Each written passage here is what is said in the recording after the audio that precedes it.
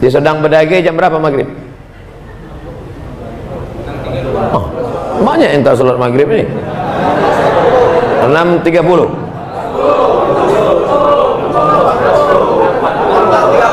Karena masyarakat ikhtilaf, baliklah kita ke jam.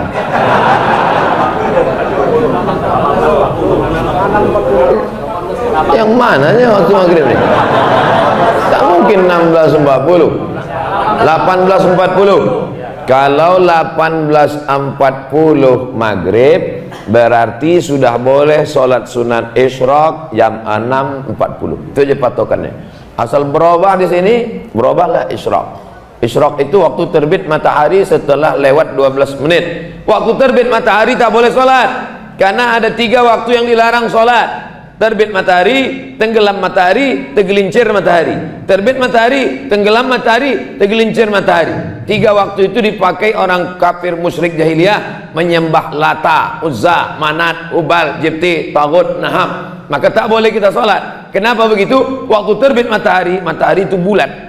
Waktu terbit matahari begini ya, bulat matahari. Waktu terbit matahari datang setan menghampiri. Setan itu bertanduk, maka disebut dengan waktu tanduk setan. Waktu terbit matahari bulat begini, keluar waktu tanduk setan. Ini akan lambang di lambang setan. Carilah menantu yang paham agama. Ini cari menantu anak metal, masuk dalam, apakah bayi mertua sehat? Waktunya 12 menit. Lewatkan 12 menit, kata Nabi, qaida ram'id, setinggi tombak. Tombak segini, lebih kurang tinggi tombak. Tombak. Pernah tengok tombak? Buburu babi dia tombak. Gini tinggi tombak, dipukul jangan terlalu tinggi. Qaida ram'id, setinggi tombak. Maka setelah diukur, matahari naik dari atas tanah setinggi tombak 12 menit.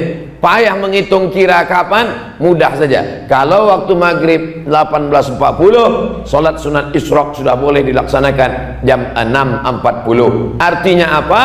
Sholat subuh berjamaah, duduk sampai 6.40, sholat sunat isyraq 2 rakaat. Usolli sunnatal isyraq rakaat ini lillahi ta'ala. Senin, Selasa, Rabu, Kamis, Jumat tak bisa. Masuk kantor, sibuk, bisnis, usaha, toko, panen, ke sawah, ke kebun, ke laut. Jam 6.40 hari libur, hari Ahad tetap bisa. Hari ini hari apa? Hari Ahad, hari libur. Apa tak bisa? Pak Ustadz, saya Senin, Selasa, Rabu, Kamis, Jumat sibuk. Hari Sabtu pula sibuk juga. Hari Ahad sibuk juga. Inilah manusia nih, sibuk mencari makan tapi tidak bisa makan.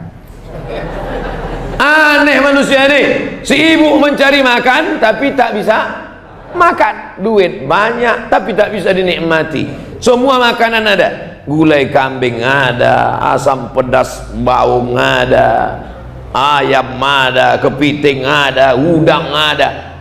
Bisa kau makan udang? Kolesterol. Bisa kau minum teh manis? Diabetes.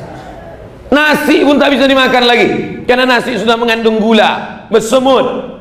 Akhirnya apa lagi yang bisa dinikmati hidup? Kenikmatan hidup adalah ketika berzikir di dalam masjid. Duduk, Allah membagi rezeki. Habis sholat subuh menjelang matahari terbit, disitulah rezeki itu dibagi-bagikan Allah. Duduk, ini di situ Allah bagi rezeki, di situ pula dia absen. Makanya orang tua-tua kita dulu mengatakan jangan sampai rezeki dipatok untuk ayam. Orang sekarang udah dipatok ayam, diterkam musang, diambil kucing lagi. Apapun tak dapat dia.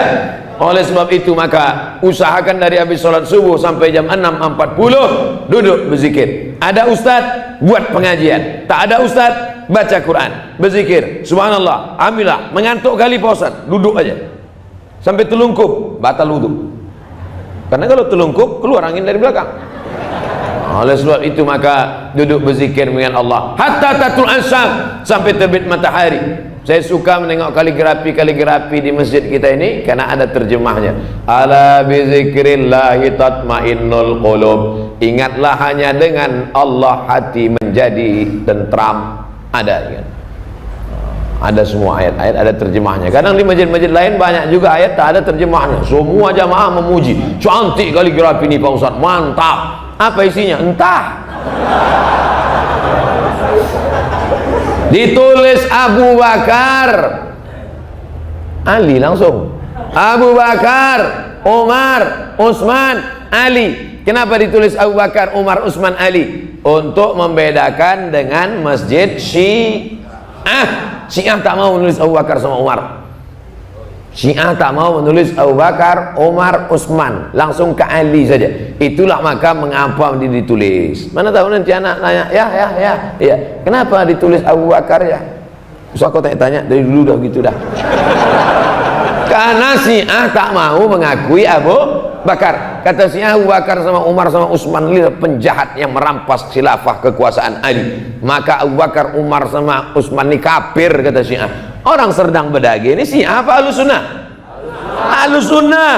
Maka ditunjukkannya kami Ahlus Sunnah, Abu Bakar, Umar, Utsman, Ali radhiyallahu anhu. Nah, ini bagus, tulis kaligrafi. Kenapa kaligrafi ini ditulis di atas? Supaya mata jamaah khusyuk sholat. Karena kalau ditulis di depan, itulah mata dia nengok. Makanya dalam mazhab Maliki makruh. Dalam mazhab Maliki makruh hukumnya menulis dinding. Tapi mazhab Syafi'i tidak. Dengan syarat apa? Ditulis di atas, mata jamaah sholat menengok ke bawah. Tapi kalau sedang duduk, habis sholat subuh, berzikir sudah, baca Quran sudah, belum sampai jam 6.40, tinggal tengok aja, baca keliling. Ya ayyuhallazina amanu idza nudiya lis-sholati min yaumil jumu'ah fas'au ila dzikrillah wa dzarul bai' dzalikum khairul lakum in kuntum ta'lamun fa idza qudiyatis sholatu fantashiru fil ard wabtaghu min fadlillah wadhkurullaha katsiran la'allakum tuflihun wa idza ra'au tijaratan aw lahwan faddu ilaiha wa tarakuka qa'ima. Tengok terjemahnya. Saya membaca tulis Arabnya tak bisa Pak Ustaz, berbelit-belit terjemahnya aja. Terjemah pun tak nampak Pak Ustaz, beli teropong.